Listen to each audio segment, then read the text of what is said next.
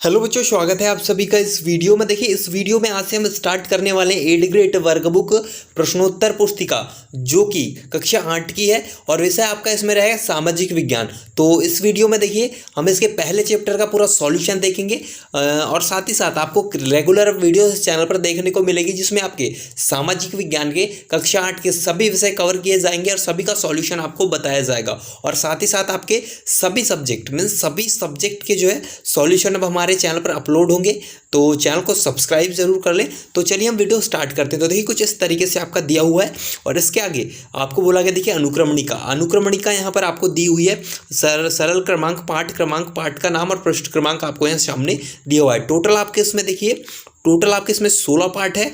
हमारा जीवन और पर्यावरण 151 पेज तक तो पूरा सॉल्व हम करेंगे। देखिए इस वीडियो में हम पार्ट 1 को सॉल्व करने वाले हैं, जिसका आपका टॉपिक रहेगा भारत में ब्रिटिश सत्ता की स्थापना और विस्तार, जिसे आपका प्रश्न क्रमांक 106 से स्टार्ट होता है। तो चलिए हम देख लेते हैं इसका पूरा सॉल्यूशन। तो देखिए आपका प्रश्न का अध्याय 1 है, यहाँ से इसका सॉल्यूशन हम देखेंगे। तो देखिए सबसे पहले आपको यहाँ भारत में ब्रिटिश सत्ता की स्थापना और विस्तार, यहाँ पर इसका जो है टॉपिक है। पहला क्वेश्चन है आपका, यूरोपीय व्यापारिक कंपनियां किस उद्देश्य से भारत आई थी? तो बच्चों इसका आंसर आपको लिखना है। देखिए आपकी स्क्रीन पर है, यूरोपीय व्यापारिक कंपनियां भारत में ब्रिटिश ईस्ट इंडिया कंपनी की स्थापना करने के विचार से आई थी। साथ ही में वह भारत से मिलने वाली कई बेहतरीन चीज़ों को यूरोप में जाकर महंगे दामों में बेचा करते थे, इससे उन्हें मुनाफा हुआ करता था। ये इसका पहले क्वेश्चन का आपका आंसर हो जाएगा। आप वीडियो को पॉज कर इसका पूरा आंसर लिख सकते हैं। इसके बाद देखिए बच्चों सेकंड आपका, डच किस देश के निवासी थे? उन्होंने भारत के साथ किन वस्तुओं के व्यापार में रुचि दिखाई? तो उत्तर आपको लिखना है डच हॉलैंड, वर्तमान जो नीदरलैंड के निवासी थे। डचों ने गुजरात में कोरोमंडल समुद्र तट, बंगाल, बिहार, उड़ीसा में अपनी व्यापारिक कोठियां खोली। ये इसका सेकंड क्वेश्चन का आंसर आपको लिखना है। वीडियो को रोककर आप इसका पूरा आंसर लिख सकते हैं। इसके बाद देखिए आपका थर्ड क्वेश्चन है, ईस्ट इंडिया कंपनी की स्थापना किसने व कब की गई? तो इसका आपको लिखना है, इसकी स्थापना 1600 ईस्वी के अंतिम दिन महारानी एलिजाबेथ प्रथम के एक घोषणा पत्र द्वारा हुई थी। तो ये थर्ड क्वेश्चन का आपका आंसर हो जाएगा। इसके बाद देखिए इसी तरीके से चौथा क्वेश्चन बच्चों आपको बोलता है, फ्रांसीसी व ईस्ट इंडिया कंपनी के बीच संघर्ष के क्या कारण थे? तो आपको लिखना है राजनीतिक प्रतिस्पर्धा भारत में अंग्रेजी और फ्रांसीसी ईस्ट इंडिया कंपनी के बीच संघर्ष का कारण बनी। दोनों का उद्देश्य था अधिकाधिक मुनाफा कमाना। ऐसे में उनके राजनीतिक और आर्थिक महत्वाकांक्षा ने सिर उठा लिया। ये आपके फोर्थ क्वेश्चन का आंसर ये पूरा हो जाएगा। तो वीडियो को रोककर इसका आंसर आप लिख लीजिए और आपके सभी जो सब्जेक्ट के जो है सॉल्यूशन अपलोड होंगे, सो चैनल को सब्सक्राइब जरूर कर ले। देखिए पांचवा, प्लासी के युद्ध के क्या परिणाम हुए? तो उत्तर आपको लिखना, प्लासी का युद्ध, the battle of Plassey, Bengal के नवाब सिराजुद्दौला और ईस्ट इंडिया कंपनी के संघर्ष का परिणाम था। इस युद्ध के अत्यंत महत्वपूर्ण तथा स्थायी परिणाम निकले। उसने बंगाल के तत्कालीन नवाब सरफराज खां को युद्ध में हराकर मार डाला और स्वयं नवाब बन गया। ये इसका आंसर आपका पांचवे का हो जाएगा।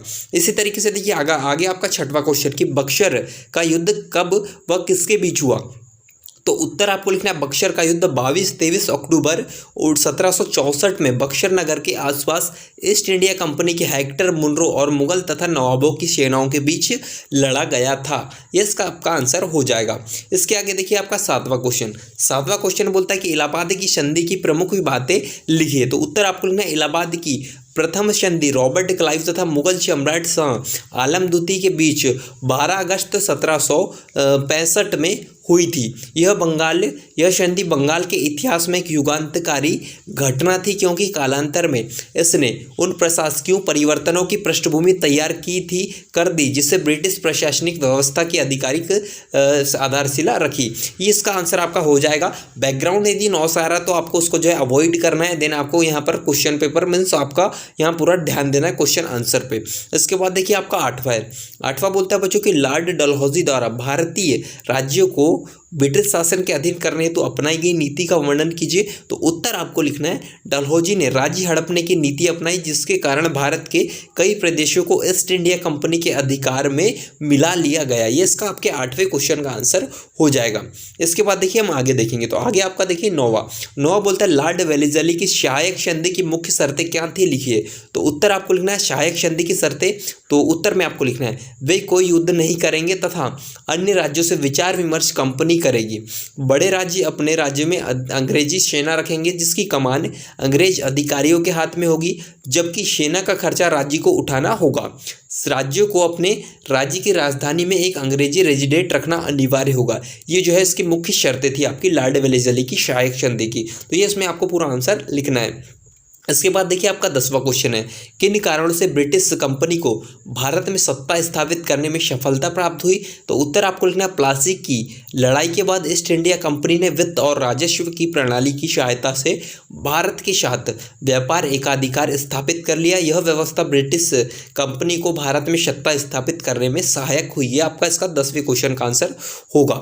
इसके बाद देखिए बच्चों, ये आपका क्वेश्चन आपका यहाँ पर लेसन 1 यहाँ पर जो कंप्लीट हो जाता है, अध्याय 1 यहाँ पर आपका पूरा कंप्लीट होता है। इस तरीके से आपका क्वेश्चन जो है आपका पूरे इसके कंप्लीट होते हैं अध्याय 1 के। और इसके बाद अगली वीडियोस में हम पार्ट 2 अध्याय 2 को पूरा सॉल्व करेंगे। तो चैनल को सब्सक्राइब करके वीडियो को लाइक ज़रूर करें।